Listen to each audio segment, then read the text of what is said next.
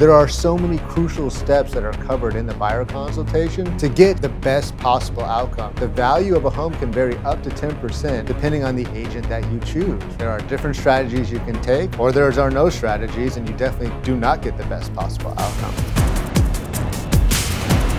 A lot of buyers and sellers out there, they don't trust real estate agents. There's a lot of things that most people do that we see in the industry that might not be the best way. One of the most important things for me is to get to know my clients and understand what they really want, because everybody is different.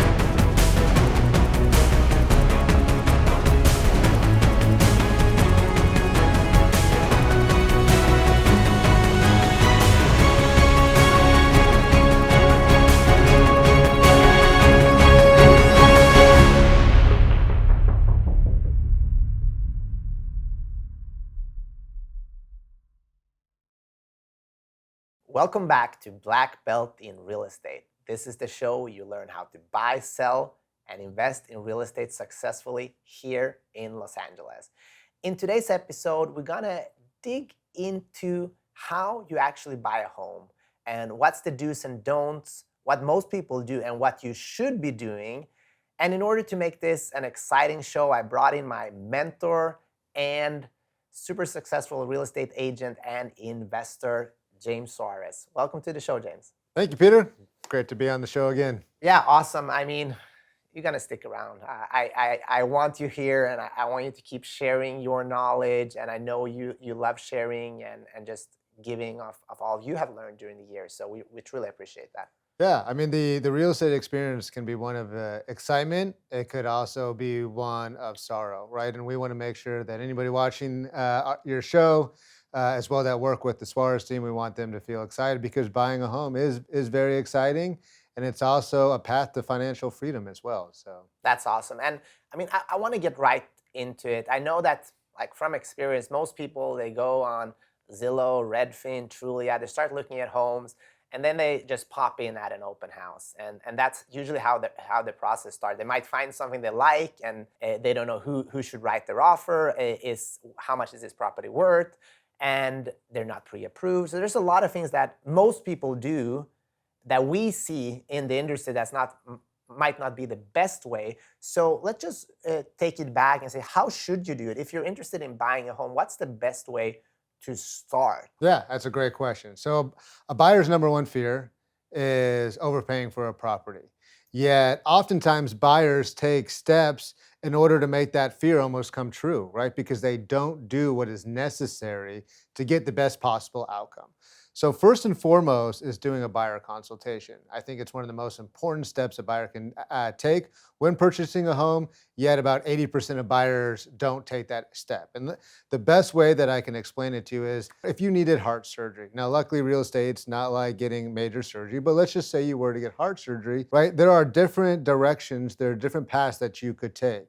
You could go through the yellow pages and see who the cheapest doctor is, right? Which, you get what you pay for. I'm not sure your heart is something you want to go the discount route for, right? You could, work with your, cousins, friends, brothers, uncle, who just got, their license to do heart surgery from a country we've never heard of. Or you could research and get referrals of who the best in the business are with the best proof of success, right? Let me ask you, of those three, which one would you choose?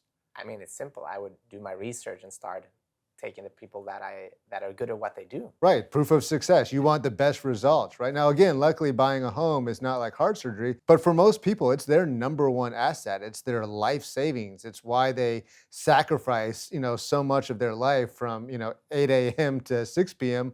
most, days of their life, right? So that's their number one asset, is their home. So first and foremost is have a buyer consultation with someone who has had proof of success, like yourself, who has had great success working with brand new buyers, first-time buyers, experienced buyers, because without that guidance, without that formulation of a path, there's no end in sight of where you may end up. That makes perfect sense. And I think what people might be asking now watching this show, but how does it work? Do I pay for that? How do I pay my real estate agent? And we're gonna go deeper into this in another episode, but just short, like can you just share a little bit more about that? Definitely. Well, first and foremost, working with a buyer's agent is at no cost to the buyer, right? Not having a buyer's agent representing them comes with a hefty cost, right? Currently, right now in real estate, the seller pays both the commission to the listing agent as well as the buying agent, right? The only time that a buyer may pay a commission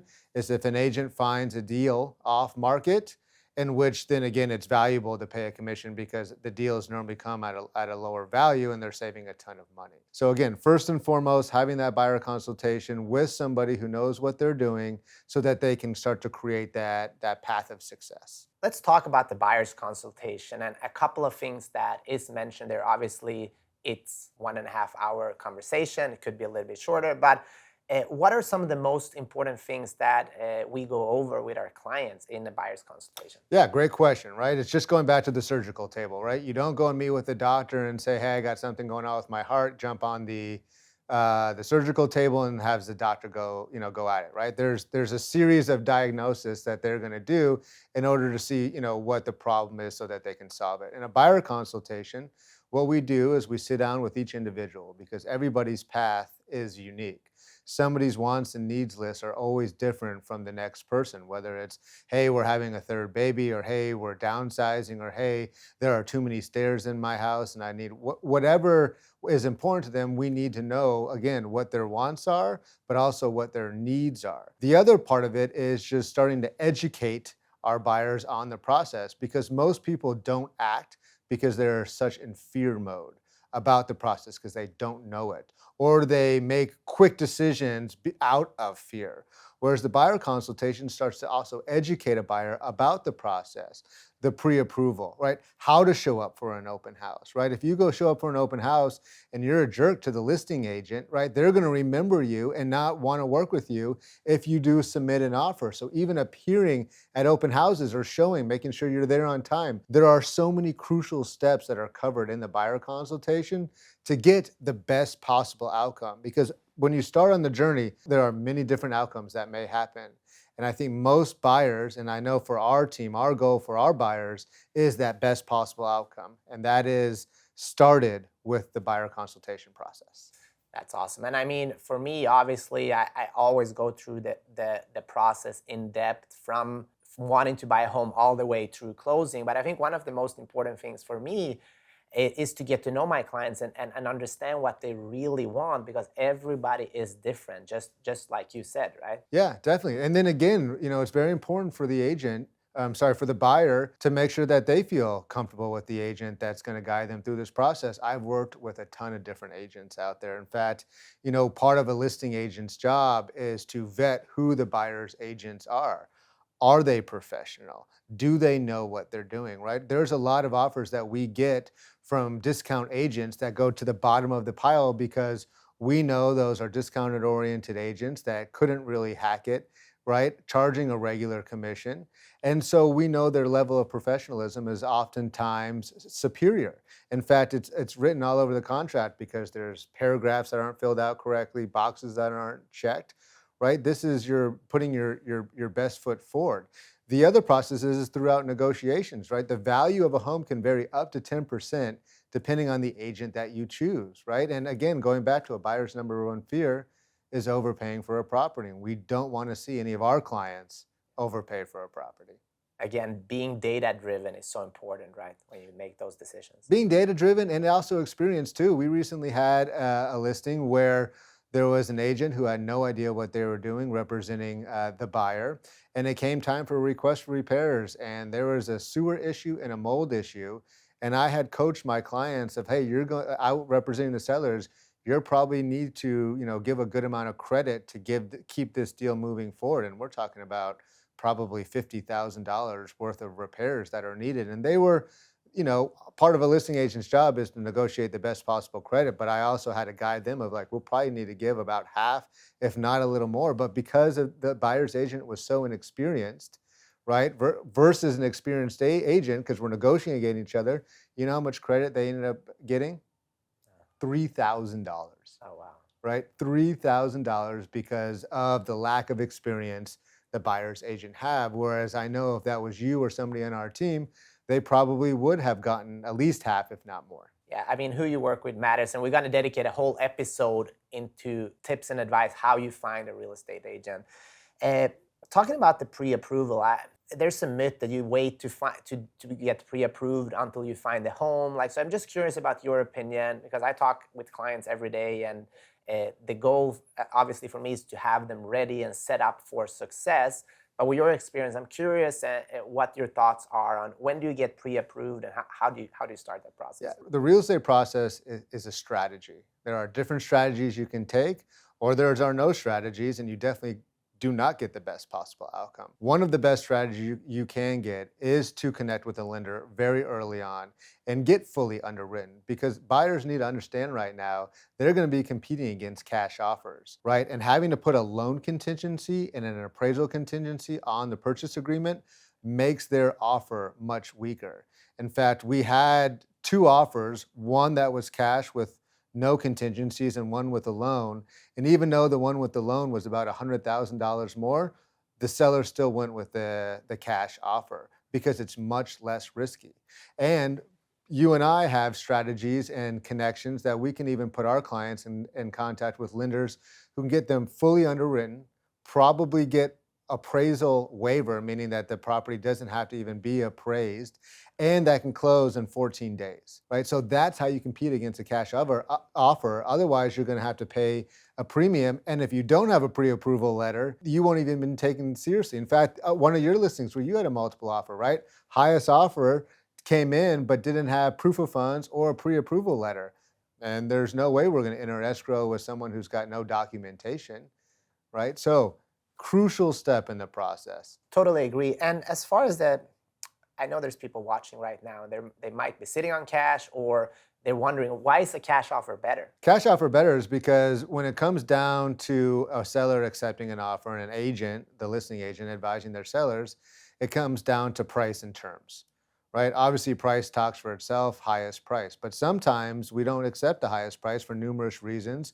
If they have no documentation, right? No proof of funds, no pre-approval letter. But it also comes with the terms, right? Which is if you're getting a loan, you're going to need a loan contingency and you're going to need an appraisal contingency. And those are the two most reasons why buyers cancel. So in a seller's mind, in a listing's mind, when it talks about level of risk, right? The cash offer, very low to no risk, whereas an offer with a loan, much more risk. So if we as an agents can put actions into place that our buyers can take to lower that risk, right? It's only going to increase the desire of the seller to accept their offer, especially if their price is competitive. Great answer. And for people that are watching right now, they're like, hey, we're ready, we want to buy. How many months do you think is realistic from you raise your hand and say, hey, I want to do this, until you're actually sitting there in the backyard having your first barbecue, having friends over, and just enjoying? The best response I can give you is one word, right? Which is depends, right? It depends on what actions the buyer takes. If the buyer tries to do it on their own, it's going to take a long time. If the buyer tries to use, their friends from out of an area who's going to give them a point back on the commission that really has no idea what they're doing and doesn't know the market, it's going to take a long time. But if they use an area expert, right, who probably already knows of deals for that buyer, it could happen very quickly. And in a market like this, where prices are appreciating about 1.5% every month with interest rates going up, time is of the essence, right? I mean, how many off-market deals do you know of right now in the back of your mind that you've been working, right? Yeah. Probably a half a dozen. And then how many off-market deals does our team have, in total, right? There's 17 agents, we're growing. They probably all have a few as well. And so that networking is so important. About a fourth of our transactions and all transactions in Los Angeles are done not on the open market, right? So it's working with someone that can put you in the best position to succeed, right? We don't pressure our clients to buy now, but we put them in a position so that when the right property comes along, that they can act. Because if you miss out in this market it could cost you a lot of money. Yeah, I think what it comes down to is that you find a real estate professional you can trust, and that you follow the guidance, but also know what you want. And that's why the buyer's consultation is so important, where you sit down and kind of explore, this is what I really want, this is what I need, right? And this is what the market is showing that I can actually afford. And there's always ways to find a home, right? There is, and any buyer at any price point, there's going to be three compromises, right? It's going to be location, size, and condition, right? What is most important to you, and you prioritize that. So if location is very important, let's just say for school district, right? You might have to sacrifice size and condition, right? Or hey, you've done a remodel before, you never want to do a remodel again, so the condition has to be really good, right? You may have to sacrifice a little bit on location and size, right? So that's that's what an agent helps, a buyer do, is determine, okay, let's prioritize, and then let's go out into the market and find exactly what you're looking for. And what I also will say too, this is some of the best guidance that I can give a buyer right now, right? There are 3 tiers of relationships a buyer can have with a real estate agent.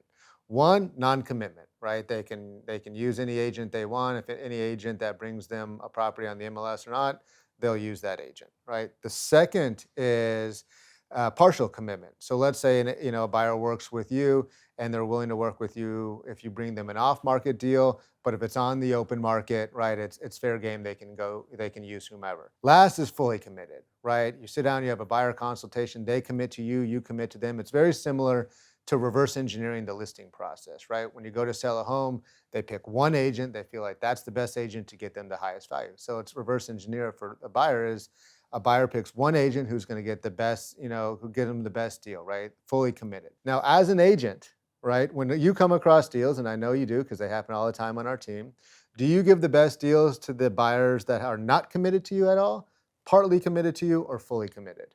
Fully committed, of course. Fully committed, yeah. Right? So the best guidance that I can give value to is select an agent you feel comfortable with, commit to them so that they commit to you, so that you're on the top of their list when it comes to finding good deals. I love that. And before we end here with this show, I just want to address the elephant in the room. A lot of buyers and sellers out there, they don't trust real estate agents. Let's be honest here. So what do you want to say to that? And what is the mindset of somebody looking for a great professional that can actually help them and have their true best interest at heart? Research, right? In real estate, it's the 80-20% rule. 20% of us do 80% of the work, right? If you did a little research, you'll see who is the one who is selling the home. And then also reviews, right? On the Suarez team, we have over 500 5-star reviews, right? So just doing a little bit of research and then also looking at the proof of success, that'll tell most buyers everything that they need to know. Thank you, James. And thank you, everybody, for being here with us, watching, listening. And I hope you're more excited now about finding your first home. And next episode, we are going to talk about something that is very interesting, and that is, when is the right time to buy a home?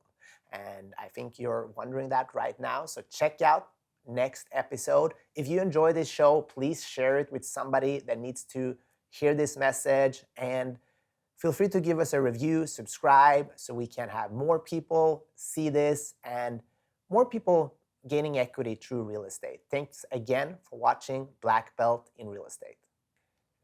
This is Peter Jumrukovski, and on behalf of me and James Suarez with the Suarez team, we would like to say thank you for watching Black Belt in Real Estate. We would love to hear from you, and we would love to earn your business. If you're curious on working with us, please reach out.